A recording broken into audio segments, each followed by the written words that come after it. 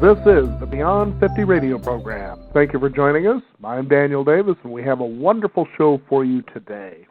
As many of us approach midlife and we find that maybe things just didn't work out the way we wanted to. We didn't achieve goals or perhaps feel that the life path that we really yearn for, perhaps from watching one of our favorite movies, has unfolded quite the way that we wanted it. Joining us here on the Beyond 50 radio program today is someone who, through her book, might lend some ideas that maybe we've never explored before that have to do with the family, perhaps, that we were raised in. Now, maybe many of us don't have the ideal postcard family that we've seen on Hallmark cards, perhaps during the Christmas season as we watch It's a Wonderful Life, where we're loved unconditionally and being able to be nurtured as children to grow into young adults and pursue those things we feel passionate about. But as our guest is going to talk with us today, that's okay as long as we understand that we can begin to parent those parts that perhaps were left behind or untouched or unloved. We can begin to nurture that part of ourselves to grow into a full, whole being. The book is Mending the Net. It's a guide to healing self and of family. Joining us here on the Beyond 50 radio program today is someone who is known as a householder. And what a householder is one who holds space in the home for the family. A home can be a house, an apartment, a tent, a shack, maybe even a hole in the ground.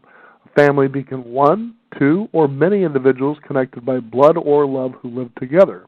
She's going to be talking with us today because of her experience over the last 40 years of living within the circle of a family, raised 4 children, and also watching 8 grandchildren grow. So things have been pretty good. I'd like to welcome to the Beyond 50 radio program our guest, Catherine Boyer. Catherine, how are you today?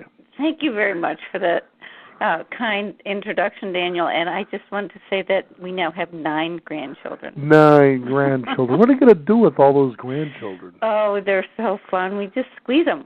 We just love them.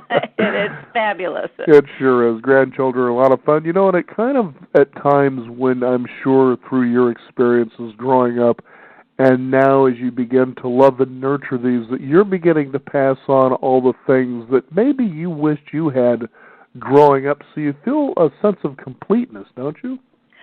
That's absolutely true. There is something very healing about being able to give to a child or now a grandchild something that one didn't have as a child, and then your child part, it speaks to your child part. It really does. Mm-hmm. You know, it's interesting. I had some questions that were lined up as suggestions by the producer. One of them was really interesting, was one on carrying images of the Brady Bunch as the perfect family. Now, it's really quite interesting that that was used as an ideal of a perfect family because of the fact that you're looking at a couple that came together, but they already had children. And step families, well, those things don't work out as well as the television show portrayed. Step families are, there's so many blended families right now in our culture, so that I think that for those of us that are involved in step families, we need to really be aware of the differences from a nuclear family, but there are more step families in our culture now than there are nuclear families, and most of us will have some sort of crossover in our lives, whether we're have a step parent or a step brother or even a step in-law. So the family just keeps changing its dynamics and its configuration and its definition. So that perfect family is partly what one pulls together and makes out of one's family. Very good. Now, you definitely talk about your story in your book, Mending the Net, you know, and it's never easy sometimes to talk about a person's experience, but as they begin to, it tends to get a little better as you realize that as you're reaching out with this story that there are other people that have been on this journey as well. Yes, there are. And actually my natal family that I grew up in, the dysfunction was from alcoholism. And so I think that when I started my journey, it was really and truly to understand what the disease part of that meant and how it had affected me personally as a child, and also how it had affected my family's system.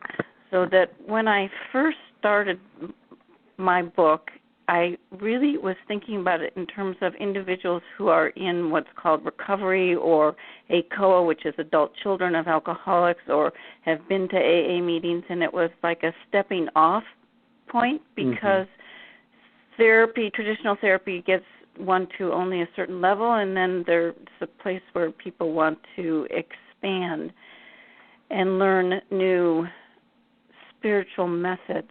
But I've also found that from the response of my readers, that people that haven't come from family dysfunction from alcoholism find some meaning in the book and something that they can learn about for their own growth. I know one of the delicate subjects of this whole thing here is the fact that in a situation like that, especially if you had brothers and sisters, is that if you're the oldest, you tend to be put into a position as the parent and you're a child. And there are a lot of stories like that where there are children who grow up literally parenting their own parents. And it almost seems to be one of those strange phenomenons that's pretty big this day and age. It's actually, that has been one of the bigger responses that I have received from my book, and it's interesting because I put in that chapter being parentized, because I like that word, and I didn't realize it had been around 1967. Parentization, I believe, is the word. It is, and if you go, you can Google it, and it's parentization or parentification. Yeah, parentification. There you go. It comes from actually the 1960s. It comes from a family systems therapist named Mnuchin, and I think what happened when all of the focus was that came out in the 60s and 70s on addiction. Households and families, the focus was on enmeshment and codependency. And even though the term parentification was available then, I don't think it caught on. And it really describes what happens when you have been parentized. You can end up becoming the codependent in a relationship. And what parentization means is that it's a role reversal. It means that either instrumentally or emotionally, you as a child have stepped in to fill the roles and responsibilities of the parent. And that can be such things as making all the meals for your family because your mother's incapable and your father's working. Or it can be that you, and that's an instrumental example. An emotional example is when you become the confidant and of the parent, who then leans on you and tells you adult secrets, in effect, and you can't ever fix your parent because you're still the child. And it's at the expense of the child not being able to develop on his or her own path and hitting developmental milestone markers. You know, I was just thinking as we were talking about, first of all, that term of parentification, and back in the 1960s, is that when you look at the nuclear family, this is sort of an ideal, if you will, that was developed after World War II. And it certainly was something that was done by grand design, I'm sure, to soothe over the fact that we were just in a major world war. There was a lot of people who came back from this war. Now, there's an interesting thing that happens there when you're out there as a warrior and you come back and you're integrated back into society, but you still have those experiences that you carry with you. And I don't know that we really were set up to, for instance, heal and get these guys to step out of the warrior class and into the societal class. So there was this underlying ripple that began to slowly, I guess, bubble, if you will. And I think by the 1960s and in the 1970s, you begin to see the ripple effects of this sort of dysfunction, if you will. As you were saying, you know, for instance, we're seeing more fractured families this day and age than probably ever before. And it's not just because, for instance, of the population, but take a look at something like that. Then you have Vietnam and so forth. And then these people come back and they start families. Well, there's going to be a lot of dysfunction from situations like that. And that's just one aspect of looking at this. Do you have any thoughts on that? I actually agree with you about our soldiers and our warriors, and it's not just from that time. It's also going forward, and we've had the Vietnam War, which has really, really left a big gash in our culture, and then we have our current wars that are going on right now, and those that are soldiers do come back, and it is a very hard assimilation that they have. And as a culture, we don't honor the soldiers and what they have done and what they've given for us to maintain our particular lifestyles. And yes, I do really wish that we had a better way to address that culturally, familially, societally, and if there were ceremonies of some such that would reintegrate those individuals. Because what they have done is they saw some ugliness, some hardship. And so how do they come back into a family where one wants to feel safe and whole and have love available? That can be a difficult transition. And to take a look at the fact, as I was suggesting, then the ripple effects goes on to the next generation, and these children come into the world. They don't know why something doesn't seem right, but it is. They can't put their finger on it because it's elusive. And they grow up knowing and experiencing this, and again, they pass that on to the next generation. And what's fascinating, of course, about your book, Mending the Net, is this is a way to become aware that perhaps you came from something like that, but it's also up to you to do something about something like that. And that's, again, parenting yourself as the theme of your book. And part of this goes to the idea that comes from the Iroquois, our Native Americans, about the 7 generations. And a lot of people refer back to their statement as being an ecological, environmental, let's take care of our earth. But I think about it oftentimes in terms of family energy. So if there are 7 generations that stand behind me on my mother's side and on my father's side, I am right now, as we all are currently, we're in the front position. We're the front runners. We're in the current, present, now moment of our lineages. And then going forward, we have our children and our grandchildren and the next generations. So that if we, in our present situation, can do our own healing and clearing, then we are healing our past lineage. And if, for example, one knows that there was a family member in the past that was in a war, you don't have to know the specifics because we can never know all the specifics of our heritage. But if it is possible for one to make a prayer, make a blessing that blesses those that have come before us, then that helps to ground us in our present and to take care of ourselves as we go forward. It's just such a fascinating thing to look at because you think, geez, I had to just be grateful that I even got this far. but Man, I look back at my 7 generations, and some of those people were okay, but some of them were nuts. And I think we all have that. I mean, I don't know how we could be where we are now without having some sort of stuff behind us and abuse, trauma, bad people, killing, mayhem, illness. So it is really something to honor and say thank you to those that have sort of put up the good fight behind us so that we can stand here and do the best that we can and honor the place that we are in. And also there is some compassionate work that's necessary to have compassion for ourselves, but also compassion for those that have come before. So, for example, with the parentification, I was parentized. I get it. I have walked through that part of it. But it's also, my mom, I don't think was parented.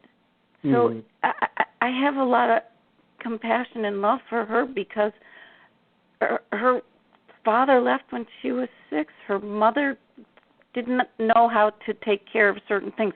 So then my mother came into the position of having children and not knowing how to do these skills. So all I can do And all each of us can do is I can work my hardest and work my best to be as good a parent to myself, so then I can be one for my children. Mm-hmm. There was a part in your book that cracked me up a little bit because it made me immediately think of the movie The Big Chill.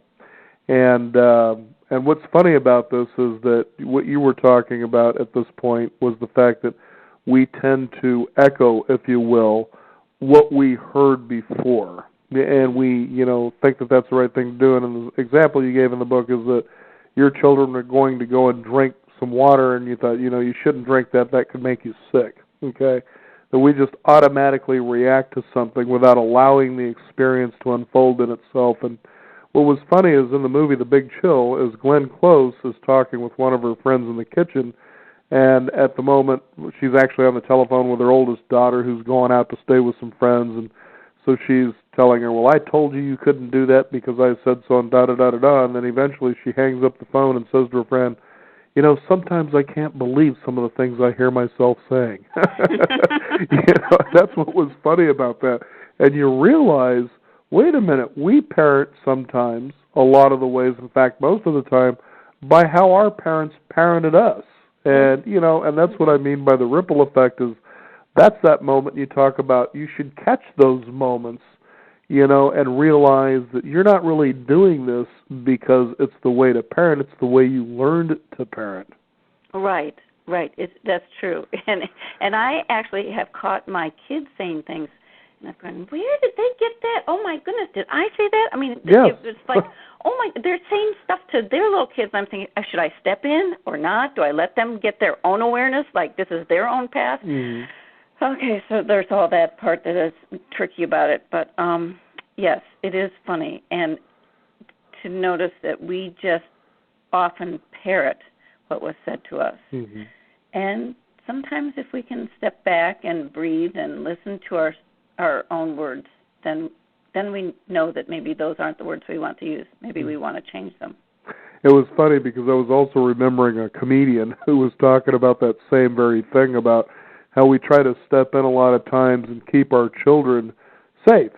And he says, no, really, you want to go ahead and let them experiment because once they do in some cases, they'll never do something again. Like, for instance, sure, if you feel the need to drag that 175-pound television off that shelf, you go ahead and you do that.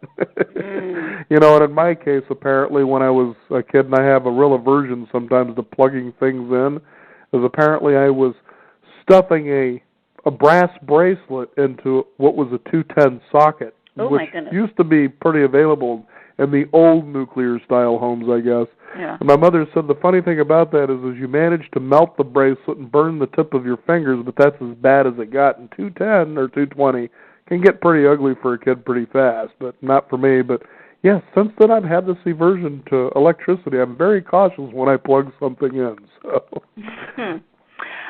And one thing you brought up, Daniel, is the nuclear family. And when we were my husband and I were bringing up our kids, and there were 4 of them and 2 of us, and I just said, we have not got this right.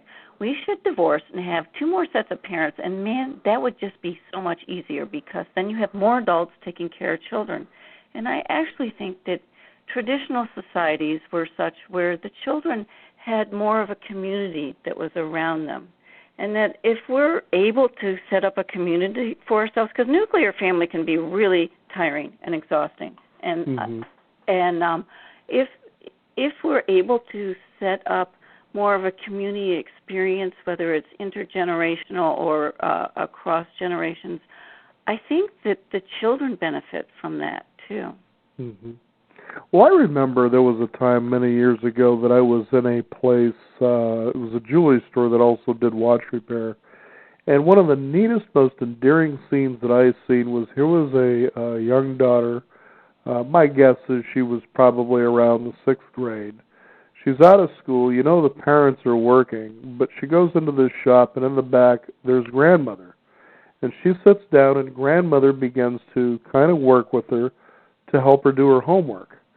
And I thought, what an ideal situation that you don't really see that. It's more or less this day and age, it seems anyway, and probably only in the United States because family systems in other countries around the world are much different than they are here because we express and tout such a individualism, get out there on your own. When you're 18, you're on your own, that sort of a thing. But outside of that, even my wife comes from an Asian culture. She says, I don't see or understand the kind of things you guys do here in the United States because, in our culture, if a son and daughter, whatever, needs to stay in the home until they can really get up and running, that's okay with us. Yes. You're nurtured. Right. And you don't see that kind of nurturance that often. It seems to only be in the movies, and even the movies get it wrong. Well, but they sometimes get it right, too, in about a half an hour. Yeah, exactly. But, yes, I lived in Italy for a while for my studies, and I saw how the students would stay at home and stay at home and stay at home, and they actually did not leave their homes until they were married. So in the Italian culture, they would be at home until they were 26, 27, 28, and I found that to be a different concept than what I had grown up with, which was, okay, I'm 18, I'm gone, I'm out of there. Right. I know in my case, I was 17, and I actually got a set of luggage, and I was really hurt by that. And my mother says, "What's the problem?" And I says, "Well, I understand. As I was always telling my wife, I says, well, I just felt expected that when I was 18, it was just time to get out of the house. Not that I had a plan, not that anything was set up for me or, my parents kind of guided me in that direction. It was just simply get out, find a job, and just make sure you can do it all on your own, And that's kind of, it feels a little rough, and it isn't as bad as maybe it sounds to some, but the fact is you begin to mentally prepare for that time that you need to step out, but there are children that literally are on their own at much, much, much younger ages, and that's the problem right there. Mm-hmm. Yes, right.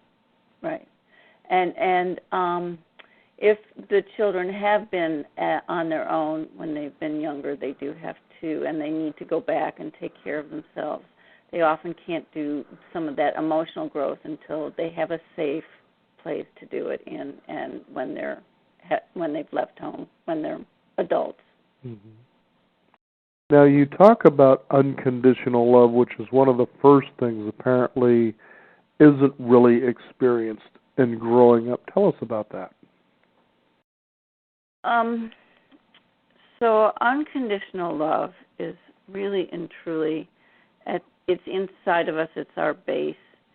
And we are hoping as when we enter human form as babies that our parents can reflect that unconditional love to us so that we really get that information into our being.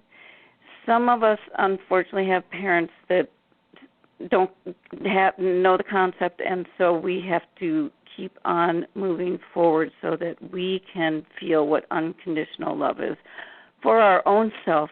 When we have unconditional love for our own self, then we're able to give it out to others. There is, when I got my master's degree in counseling and psychology, one of the first therapists that we had to study was Carl Rogers, and he did humanistic psychology, again, back in the 60s, but he believed that if you gave unconditional positive regard to your client, that's all you needed to do, which is another term of saying unconditional love. If you can give that to an individual, that individual can relax into that and become whole and will find his or her own way, what is the right way, because we all have different paths to take. And that piece of information really struck me because I really believe that is like a beautiful way to think about therapy. But I kept on examining that idea in other thought forms and spiritual forms, and so it goes to unconditional love of self, which is not always, it sounds easy to do, but there are many pieces that one has to, and trials and tasks to be able to really and truly have unconditional love for self. Mm-hmm. Now, is that something that's possible to achieve? Oh, yeah. Okay. Oh, yeah. Totally. and hopefully in this lifetime, because if you don't get it now, you have to come back and do it again. No, yeah, I think it's totally possible. But I think that partly when we humans see some of our spiritual leaders, I think that they are helping give us guidance and hope that we can do, and they shine the light for us to be able to do that. And for example, the Dalai Lama, there's he has unconditional love for himself, and he can flow that out to all those that are in his radius, and you can just feel it. Mm-hmm. Now, you give wonderful exercises in your book, Mending the Net. One of them was on how to cultivate unconditional love for yourself. Tell our listeners about that. So really and truly, that is, I would say actually in most of the exercises that my aim or goal has been to look at how one can learn to communicate with one's higher self.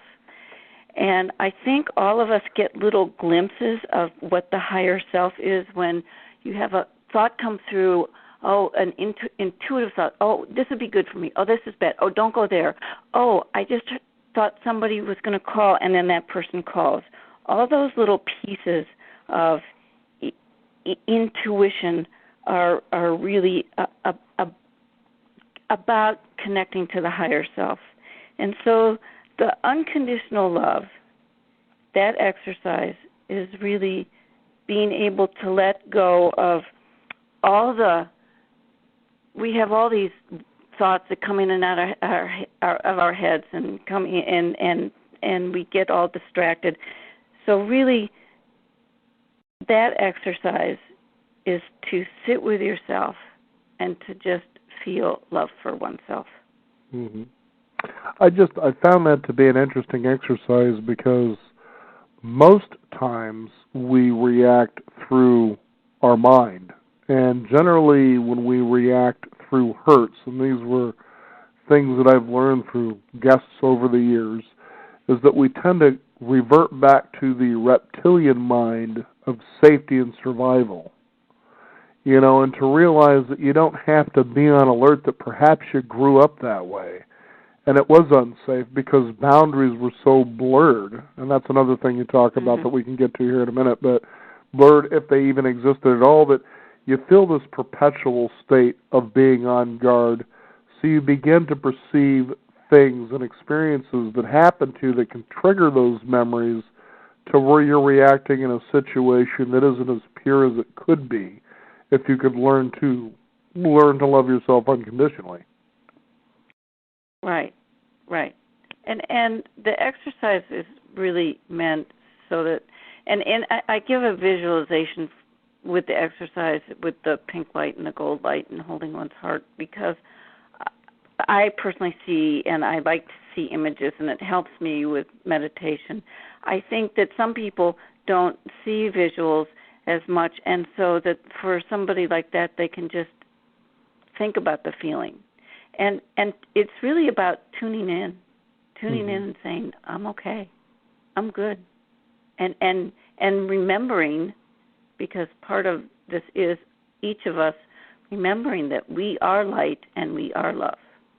So if we can remember that and feel it, then we can be it. Now, boundaries. There's a big one right there. This is something that children, of course, if you're in a dysfunctional family, don't understand. And as a result, other people besides yourself as you grow up begin to feel the problem with that as well. Yes. Boundaries. I don't think we ever stop working on boundaries, frankly. I'm serious. I mean, never ending. I think it's a never-ending, because we have issues that come up in our day-to-day working out of things with our friends and our family, and somebody asks you to do something, and you say yes, and then you go, wait, I didn't want to do that, but was I being true to myself? But I wanted to help them, but I didn't. You get all, go back and forth inside your head, and then there are people that will say yes, yes, yes to everything, and then they're resentful and upset with themselves because they rolled over and didn't say, wait, what is that? I don't want to do that. So yes, boundaries. I think that I will be working on my boundaries until I pass into the light, frankly. Good and bad. I mean, I think it is really good to learn about our boundaries. And the negative part of growing up in a dysfunctional family is that boundaries get so squishy, you don't know who you are and who the other person is. And, for example, when I first went to my first ACOA, Adult Child of Alcoholics, meeting, and they have 10, and it's based on some of the work from AA, but one of the things that they said to all of those in the meeting is, feel, see what you feel. And I would go out of those meetings and I go, I don't know what I feel. I haven't got a clue. What's the feeling? What are they talking about? And I would get kind of pissed because I did not know what people would talk about all these things that happened to them. I go, what is a feeling? I don't know what a feeling is. And I think that was because I had my boundaries so wishy-washy that I didn't know if I was to feel my feelings or to feel my mother's feelings or my family's feelings, or like, what were they? And so it can be a real learning for individuals of who they are, and you have to take a little bit at a time. It's not something that one like just groks. It seems like we live in a time that it's always quick, it's always fast, it's always easy. But something like this, as you were just saying, it's ongoing. It's something you learn and you grow and you develop your muscles. I mean, for instance, you don't go into the gym and you just become Arnold Schwarzenegger because you showed up once. Right. You got to get in there and you got to start doing it and conditioning yourself. After all, it was conditioning that put you in a way to where you are now. Would that be a good way to look at it? Well, yeah. It was always pushing forward and then having understandings and coming to plateaus, hiatuses, because then you can assimilate your learning. So you can't just always be learning. There's also a time to be gentler with self and say, okay, I need to back off and breathe in, and I've done a good job so far, and rest. And in the resting, we're incorporating the information internally. Now, I know that you talk in your book about spirit protectors. Tell us what those are. Well, spirit protectors, in more traditional cultures, the spirit protectors or power animals were what everybody had, and I actually think that when we were more closely connected to nature and the natural world, I think that we all talked to the unseen, and then we moved more into a place where we had the shamans and priests and priestesses be our in-between or go-betweens between the unseen and the seen. And so a spirit protector is in the unseen realm. And it is they are guides for us and friends, and if we are able to build up an alliance, we can ask for their help and guidance. But some of the Northwest Coast natives, for example, would have animal spirit and would have totems, and the animal spirit would be for a whole clan. It wouldn't just be for an individual. So when you see some of the carvings outside, you would know which clan that family came from because of what the animals were on the totem. And then those individuals, as they had an issue that would come up in their life, or they needed help to go out and fish or take care of their child or change the weather patterns, they would then work with a spirit helper in the unseen world. Now, how does a person go about finding those? I know you give an idea or you share an exercise that helps them to do that, but maybe a quick idea for our listeners about a way to get started. So the best way to start would be to sit in a chair, ground, which to me means putting your 2 feet on the floor.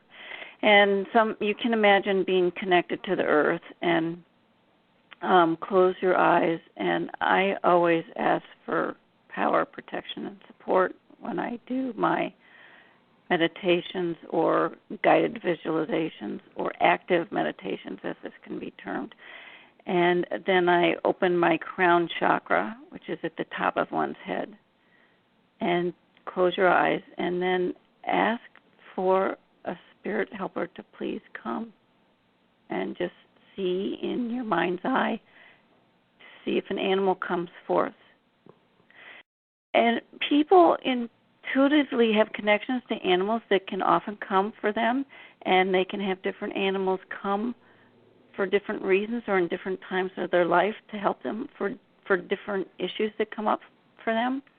But when an animal comes, and some people will see the actual image of the animal, some will feel it, some might hear sound, some might even smell, because there are all these different ways of knowing.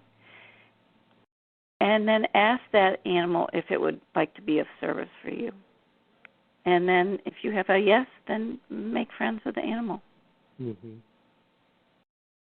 That's such a fascinating exercise, the idea of the animal totem, to come in and help to guide you as well as, empower you for the journey that you're on. And it's just I found that to be such a fascinating exercise. It is. I have quite a few spirit animals that help me now. And when one of them shows up in my meditations, because they now have different jobs, I'll kind of know, okay, I guess I'm doing this, or I'm doing this, or and people can be given spirit animals, because I went to some different shamanic practitioners, and I did receive a eagle when my children were in high school. And when they were in high school, and they never came home on time, and I'd always wait up until 2 in the morning to hear the key in the door, and oh my God, thank God they're home. I would ask my spirit helper, an eagle, this grandmother eagle, to please bring them home safe and sound. And I would get whacked on the head by her wing, honest to God. Wow. I was like, okay, you're being heard, and it'll be taken care of. I guess it's a good thing it wasn't an elephant. Well, I don't know. It's in spirit world, so it didn't hurt. One of the exercises I know was really effective is you talk about therapeutic writing as assignments to heal the past. And I was remembering, I can't really remember the book, but when I talked with Marianne Williamson, she has this as a great exercise, and what she says is that when you have something that you want to forgive, she says you simply, with your whole being, you sit down and you write it out. And then from that point, the next step is you find a place that you love to go to, and that you create a ritual, and that's the moment that you release through forgiveness, and then you light this paper on fire and you allow it to be released, the energy to be released. And it was phenomenal just how that one simple thing to do, how effective that really is. It's almost like you just sort of wiping off the window of all the dust or the mud and the dirt, and you're finally seeing the world through a different set of eyes. And I can see, as you talked about the same thing, how this can be very effectively cleansing, because even if you were just to write and put it away in a drawer for about a month or 2 months, you can kind of go back and think, this is the way that I used to see the world, and see how healing something like that can be. I think that writers and journalers have been using therapeutic writing forever, and it is a great way to write down all sorts of unresolved issues and just keep the words going and flowing and put them on paper. And actually, I think that letter writing is incredibly powerful, and that is when you want there are different people to write letters to. But if you have a parent who has died, for example, and you have some unresolved issues, to write a letter to that parent is very powerful, because the other part is that you're writing your words, you're telling your words of truth, and you're not actually judging anything. You're just putting it down because you're not sharing it with anybody but yourself. Mm-hmm. And so that can really move some emotions. Another thing is writing letters of thanks to parents or to self. I was actually able to do that for my father before he died. I wrote a letter to just thank him for everything that he had provided for me when I was a child. And he certainly provided financially, and so I had a fine life, and I wanted to make sure that he was able to read those words before he died. And then he wrote me back, and it was one of the nicest letters I got from him. So he really appreciated that letter that I was able to give him. Now, I have written other letters about how I was pissed off at him and mad about certain things. So, I mean, there are so many different letters that we can write, and you're right. There are times when burning an old emotion and releasing that energy off into the universe so that it is gone, so that then you can move on, that is a great action. But mm-hmm. sometimes the action, if you have parents that are alive, that you can do that with, the action of thanks can mm-hmm. be powerful too. Mm-hmm. And then actually it works so well with my dad, and it made me feel good. Made me feel like I had not left that stone undone. And then I actually wrote one to my mother-in-law before she died, did the same thing, and told her how much I had appreciated her help and support and her love and just all the things about her that I appreciated. Mm-hmm. Now you talk about how words have an energetic signature to them. And I thought it would be important, first of all, to bring up the therapeutic writing, because you can see now how words are very powerful as far as their energy signatures go. Tell us about that. Words are very powerful, and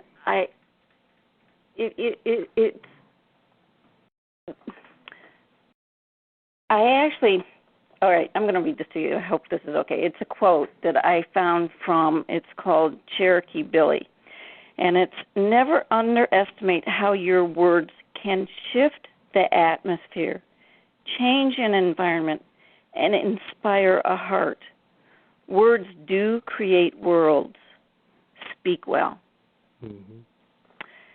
And I try and keep that in mind because I would like my words to be positive. I'd like to have them going out into the world so that they are words of helping and not harming. So I think he said it very well. Mm-hmm. Well, there's no doubt that anybody who's ever been at the end of a kind word realizes, I feel pretty good about that. And then on the other side, a word of criticism. Well, I don't feel so good about that. So words definitely have feeling. Yeah. Be careful with that. I'm curious, even though you talk about it in the book, and I thought it was a nice, beautiful images, there are times that I've experienced this after a rain when the sun comes out and you catch the dewdrops on the leaves. But tell us why you titled the book Mending the Net. So the title came from one of my meditations, and it was a really fun meditation where I went up into the upper world or the higher world in the sky and saw this amazing net, just light-filled, and it was all connected, and there were all the souls were there, and they were just spots of light. And they were all connected to the net, and it was in between the meshes, and they were hanging on. And I've mentioned this to some people, and some people said, "Oh, you were looking at the Matrix," and that, or maybe it's the web. But I saw it as an image of a net, and I still can go to that net of light and connect to it and see it and touch it. And the net is love. So the image is a metaphor of the love and light and interconnectedness. And also, as I was beginning to do my writing, I had the image in my head in the circus of the safety net. So there's this big, it's sort of I have to think about it because there was that awful accident. But I would go as a child to the three-ring circus, and there'd be the net there, and I'd see the trapeze artists. And if they fell, there would be a net there to catch them.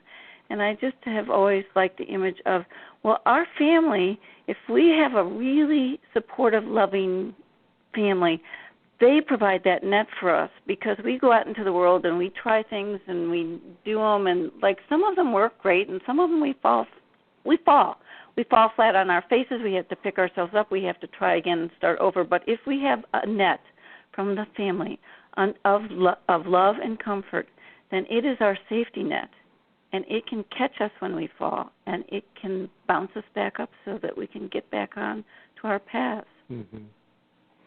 I like the idea of the little dewdrops, too, that you were saying. You know, as the light reflects, they become little prisms of light. Yeah. And that's who we are. Yes, right. We are. Now, I understand there's a conference coming up this weekend honoring motherless daughters. First of all, where is this conference being held, and tell us a little bit about it. I believe the conference is actually in California, and it has... The women putting the conference on have been the conference. I believe it's their 20th, and so they're honoring themselves by having a conference and coming together of women that have lost their moms and have had traumatic grief, and so that there are and have had to learn how to go forward. It is, May 10th, and it's, I believe, in L.A. Los Angeles, okay. Yeah. Catherine, it's been a wonderful pleasure to have you on the program today to talk about your book, Mending the Net. Is there a website our listeners can find out more? Yes, my website is www.mendingthenet.com. There's so much we could talk about here. It's too bad we only have close to an hour, but hopefully people have an idea that, look, if you're breathing in and out, you have an opportunity to do something about all of it if you're not happy about the way your life's going. And as Bill Gates once said, don't point your fingers and blame your parents, although it's hard not to. Just take that step forward, as you said, have the courage to do it, and the strength and the fortitude to continue the conditioning necessary to put you to where you want to be, and you've certainly done that yourself, haven't you? Yes, and all I actually am hoping for with my book is that I can be a guide for others so that they can say, well, oh, she did it. Well, I can do this too, and I can do this piece and that part. I think that was, I can't remember who the author was, but it was talking about those very things that if somebody else can do it, so can you. Yeah, regardless exactly. of what it is. Not that you want to do some of the things other people have done, but it's encouraging to know that. Catherine, thank you so much for joining us here on the program today. It's been a pleasure. And thank you very much, Daniel. It's been a pleasure, too. You bet. You can also find out more. Visit us at Beyond50Radio.com. You can find out more there, as well as subscribe to our weekly e-news update. I'm Daniel Davis. Thank you for joining us. This is the Beyond 50 Radio program, and remember, live your day past halfway.